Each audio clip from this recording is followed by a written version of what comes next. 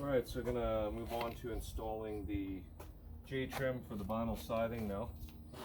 I actually went out to try and buy a special tool for cutting the notch that goes in the back of this, so that you don't have to use a pair of snips and bend it and cut it, and it basically slides right inside there, and you can just clip the whole section out, or you can half click it and it cuts just the front, and then you can bend it over. But I'm going to wind up having to use a pair of snips.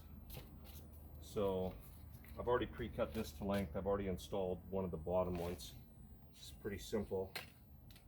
You just cut this back the distance of the width of this. So we'll go back about an inch, and same thing right there.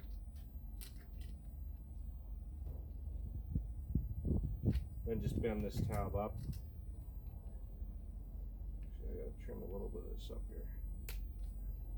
Bend that tab up, and then this one here we just cut off. Like that. And now we can go ahead and install that. Now, with the J-trim, they say that you should leave it loose so that it'll move up and down like that for expansion. And then other guys say the J-trim doesn't really matter. You can just nail it in solid so it doesn't move. I'm gonna put all my J-trim on tight, and hopefully I don't have any issues.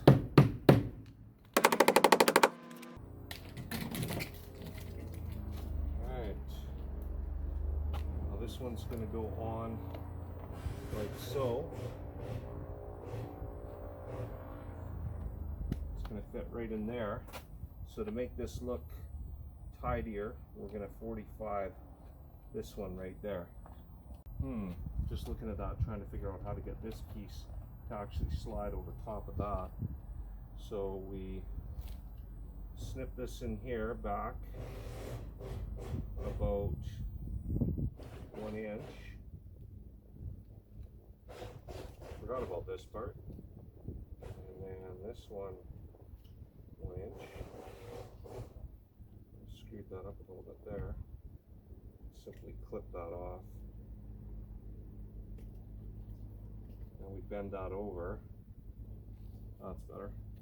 And then that actually sits right there like that. And now this piece here,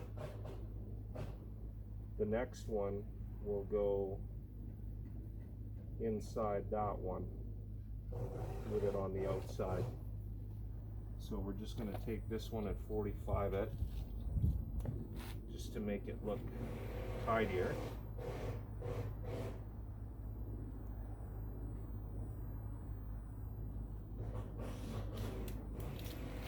And let's see how that looks.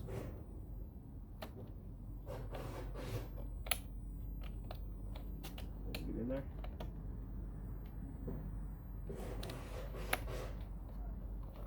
There we go. That looks tidier. Alright, now make sure I've got the right end here. So we're going to be going in that way. We cut it 3/4 of an inch over length. So we'll take 3/4 and snip it out there and there. Now we'll take this extra that we got on here and cut it off.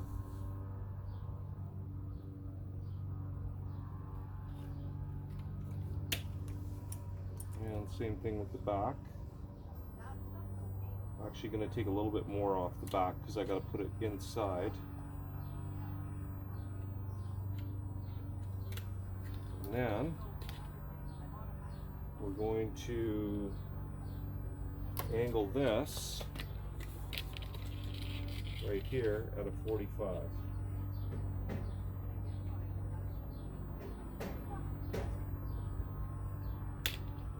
Like that.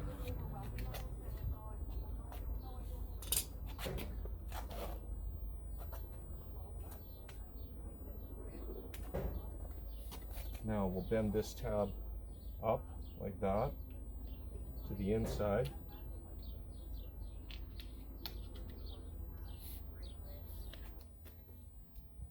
Get that to the inside.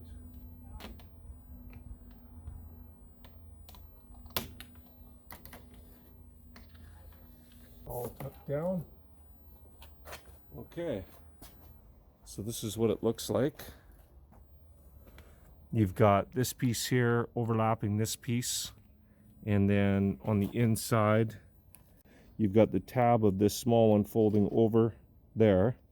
Then you've got this outside piece with a 45 on it, maybe a little bit more than a 45, sliding down over top of this piece. And then on the inside it has a tab, if you can see it, that folds over on top of this piece. So any of the water that may come down along your channel will just come straight down and go in there, over and out. And what I'm going to do is I'm going to put a little bit of silicone down in there, because when you do that notch right there, you can see that there is a little spot back there where water could get in behind that. All right, so right here is where my nail came through. The edge of my cedar is right there. A couple inches over is where the J-trim is getting nailed in, and I've got nothing in there for it to anchor to, having used Den's glass. So I'm going to take a 2x4 and put it right up against the Den's glass, nail in through the bottom of my crib here, and then toenail in up to the top of the wall. And this will be plenty of support for the J-trim. Gonna have to do the same thing on this wall, and then the same thing over on the other corner. The back two corners of the building, I don't have to worry about any of that. All right, so let's go cut a bunch of 2x4s and get them all in here.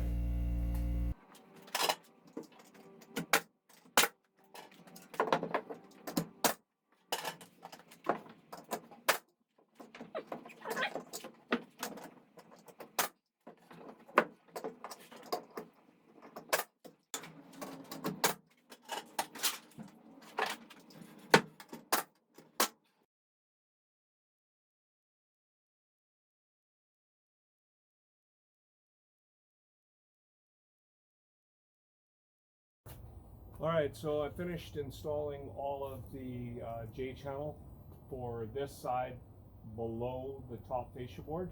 Wound up having to add more backing inside the walls. I had to add backing in behind this spot here, this spot. Over on the door here, I had to add another full length 2x4 in there. Basically, you know, like a stud. And then another one here, and another one there inside. And then same thing with over here on the windows. I had to put another one in behind here, here, and then I've done this one, and I haven't done that one over there yet because I actually have to move some of the electrical that was installed, because it wasn't originally installed the way that I wanted everywhere. It came through the roof. I really didn't want any wires in my roof. I wanted everything through the walls because I want the roof exposed. I want the trusses all to be left exposed for kind of like a rustic look. But anyway, here's where I'm going to need to add another full-length stud right in beside here. So I'm going to have to pop all these clips and add another 2x4. You know, you can see up there's a nail poking through up there. And then put all these clips back on. I really wish that I would have went with the fire resistant OSB board rather than going with Den's glass. That was a mistake on my part. I wasn't really thinking about the exterior and the fact that, you know, you have to nail into a stud. You can't anchor into gypsum. So if you're planning on doing Den's glass, remember you're going to have to hit studs, and you're going to have to put a lot of backing in when you go to put your exterior boards on. All right, so that's it. We're onto the starter strip. Those lines there are measured from the top down, and then I put a laser level on it. And unfortunately, the building is not level. And it has nothing to do with the framing or anything like that. It's actually my slab is no longer level.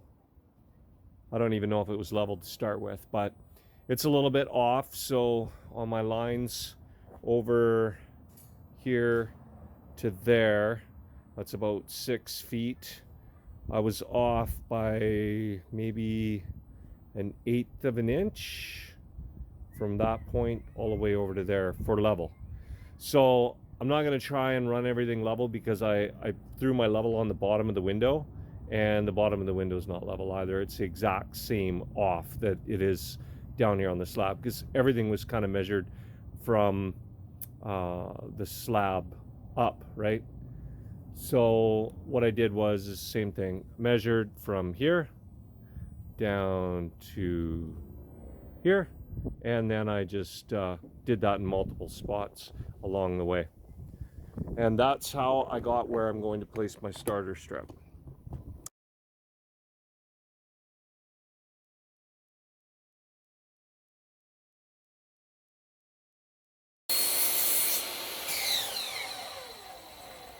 So guys, if you're going to cut vinyl siding with a compound miter saw, make sure you go nice and slow, or it winds up taking big chunks out of it like that.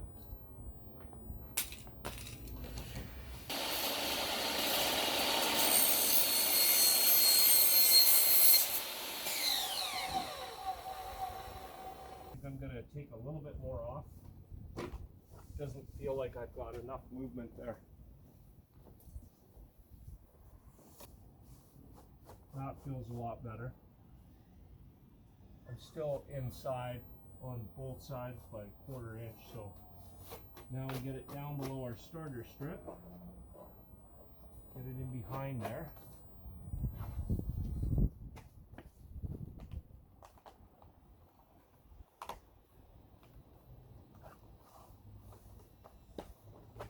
And pull it up inside it.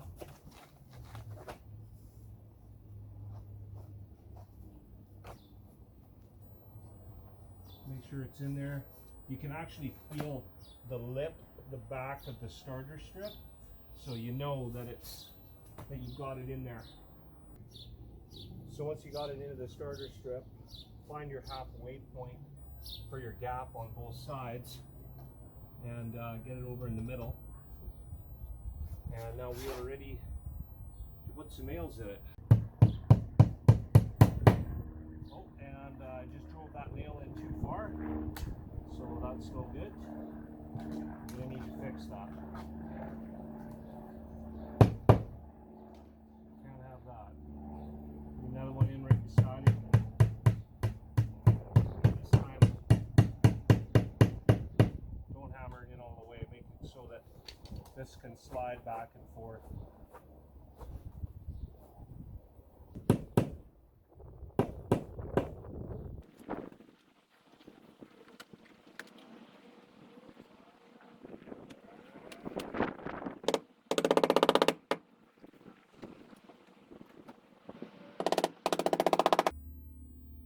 So one of the places to silicone is right in here where the tab comes down. I'm just going to squeeze a bunch in there, fill up that spot down in the bottom there. Alright, so I kind of lucked out. My measurement from the bottom side to just slightly above the bottom side of this is 11.5, which is the actual dimension of one piece of the vinyl siding. So I don't need to worry about stepping into here. I can just put one full sheet minus the cutout for the window. So that's great.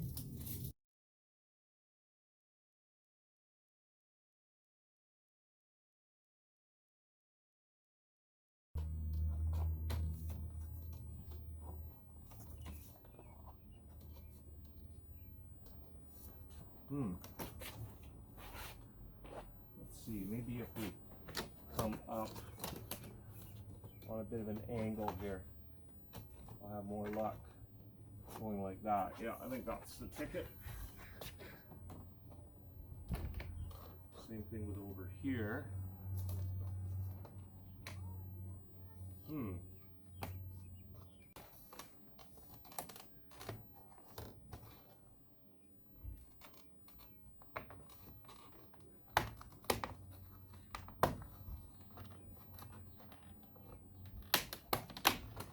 Well, wasn't that a challenge? Okay, snap her into place and hopefully it's all good. And yes, it is. Now, Please mention my genius. we have some movement there. And that was my wife. You got to see the back of there. And it was her genius that said pull it out in the middle.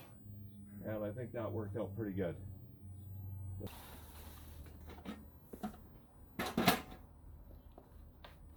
Slide this down.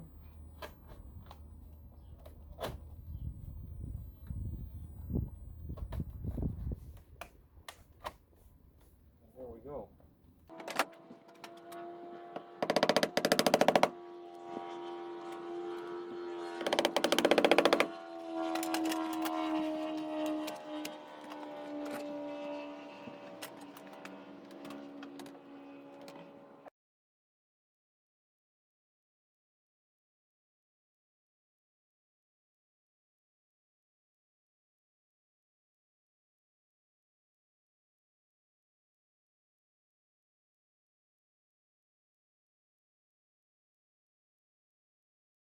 All right, well, with the front pretty much done.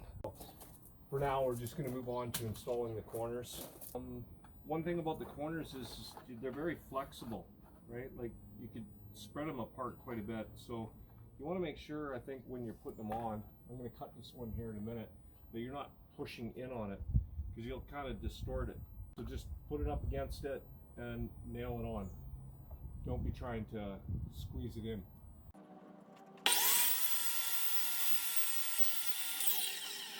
Alright, so this is that part where you don't want to force it. Just get it on the corner so that it fits square.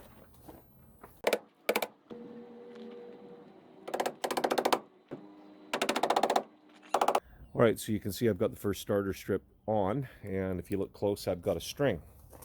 So from this point right here all the way up to my eave is 102 inches, and then I did the same thing on every corner of the two outer walls, the two south and north walls. So there, all the way down to there, and then I just took that string and hooked it up from there over to here. Then I brought it around the corner of the building, and then the same thing over on this side, measuring down from the eaves up there down to the bottom, 102 inches, and then over here on this wall as well, from the top to the bottom. Now what I'm doing, this is not a chalk line. I didn't use a chalk line. I could have used a chalk line and snapped a line on the wall, which might even make it easier to be able to get that starter strip perfect. But this works as well. You know, you have to kind of lie down on the ground to do it rather than just lining up the top edge to the chalk line. But you know, you can do it whatever way you want, I guess. So then what I did is, you know, a level on the bottom of this is perfectly level. Same thing with over there.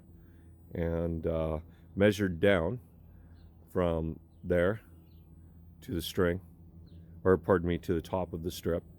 And then from there to the top of the strip. And the same thing from here to the top of the strip, from there to the top of the strip, is pretty much equal. It's, you know, maybe about a 16th variance, but nothing that I'm concerned about.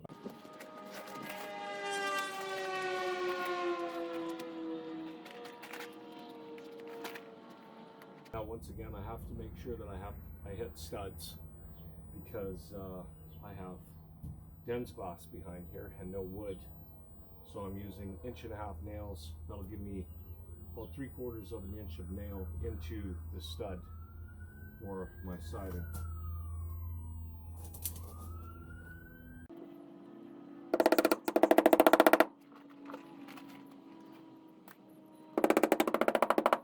What I'm going to do now is I'm going to measure from that point right there over inside there, and then I'm going to subtract 3/8 of an inch, and then that'll give it room for expansion. And I'm going to cut it from this end of the new piece, because this is the manufactured cut edge as well as right in there, so you know it's going to be perfectly straight.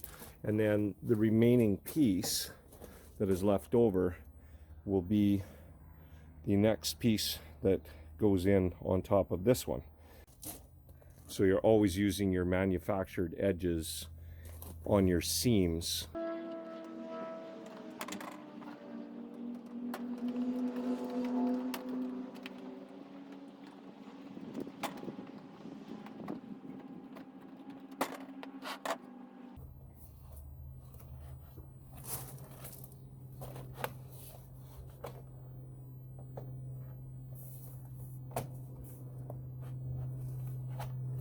Okay, there we go. I got that clipped in the right spot now. So now what I'm going to do is I'm going to start all my siding from this side, and I'm going to work my way that way, because I want this seam to overlap this way.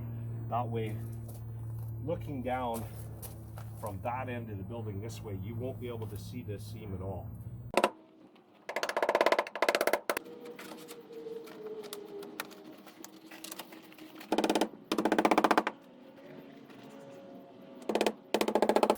Alright, I'm back with my vinyl siding mounting block. Now this is 2 pieces. This does come apart. There we go, just like that. So this piece here, you just screw it right to where your accessory is going to be. So in this case, it's going to be an outlet, a 20 amp outlet. And then once you've got your siding in around it, you simply click this piece right inside it, like that. Right there.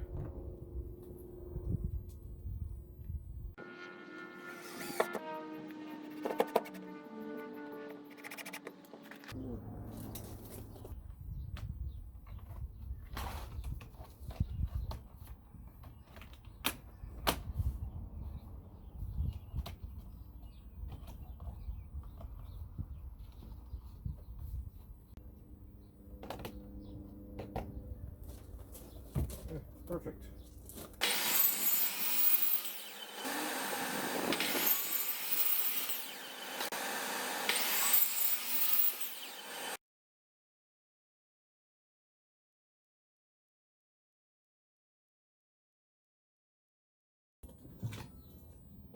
This is going to be really close.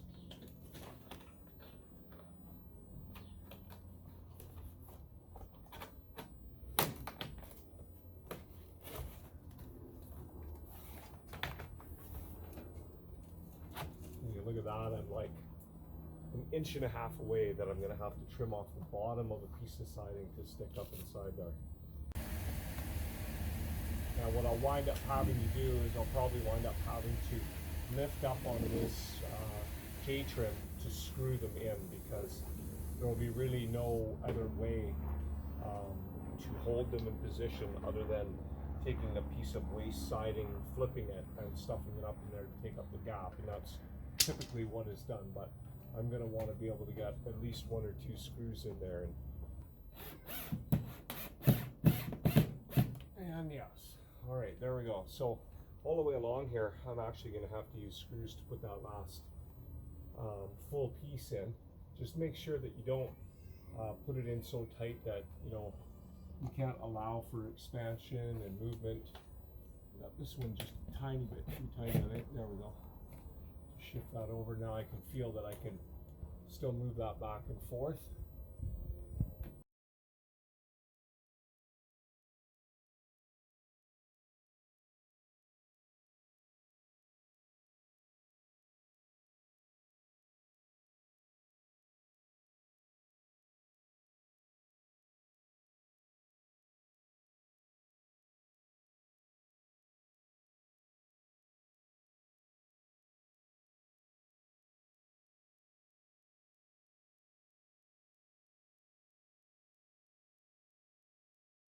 All right, I got the first piece of vinyl shake up there. Tell you a quick story of what happened here. I had all of that J-trim up there, and when I went to slide the vinyl shake into the bottom J-trim, I didn't like the way that it looked, so I ripped all the J-trim off. Put 2 new pieces in at the top. Went to put my vinyl shake up and realized that it needs a starter strip. Well, I don't have a starter strip, and the starter strip is going to take a week to get, so I just said forget it, and went out and bought 2 new pieces of J-trim and reinstalled the J-trim, and now I'm putting the shake in the J-trim. One of the issues that I'm running into is I have very little nailing area up there. Another reason why I would never go with gypsum on the outside of my building, whether it's fireproof or not, is I have nothing to nail into other than the uprights of the trusses, and there's not a lot of them. So crossing my fingers I don't have to go up there and create any backing to be able to put this stuff on. The way that it is right now, I'm nailing in every 2 feet. So hopefully it all stays on there, or I may have to take it all down at some point and put plywood in on the inside. All right, let's continue on.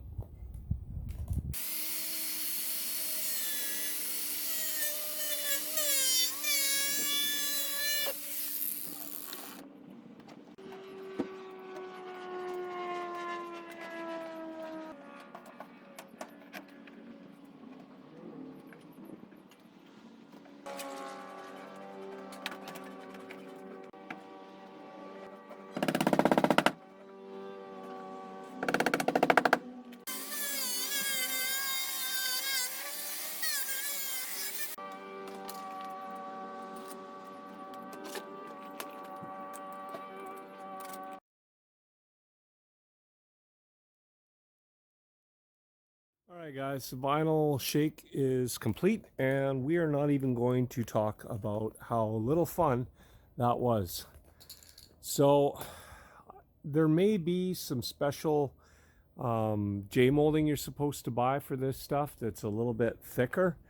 I wound up having to trim the corners on the back side of the shake just to get them to fit in behind that J-molding, so that it wasn't pressing it out. Let's see, what other things were there? The angles for me, and cutting a single length piece with an angle on both sides and getting it the right length just did not work out at all. There's a couple of times where I just said, oh, forget, I don't understand. I cut 3 pieces and they're all 1 inch short. So I wound up just cutting, you know, 1 piece and then cutting it in the middle and then cutting another piece on the other end and doing the angle and overlapping it and putting a line on it and then cutting it there. And that's how I've joined them together. I mean, you can't really tell anywhere on there where I did that, because they do have a really good overlap system where they've got lots of length to be able to overlap. It's a good product, but you got to know your angles and your lengths. And here I thought that it was going to be easy. I mean, I had my measurement, which was basically 16 inches out, and then cut directly to the bottom corner, and everything was supposed to line up, and it did. It did in the angles for sure, but then the lengths, I could never seem to get the lengths right after that on my second piece. All in all, I think it looks pretty good. It's all nice and tight up in the top. Looks good, fits good. All right, so that completes the vinyl shake. All right, next thing is to decide on if the trim's going to stay white and we're just going to paint over the screws, or if we're actually going to take it off and paint it a slate gray.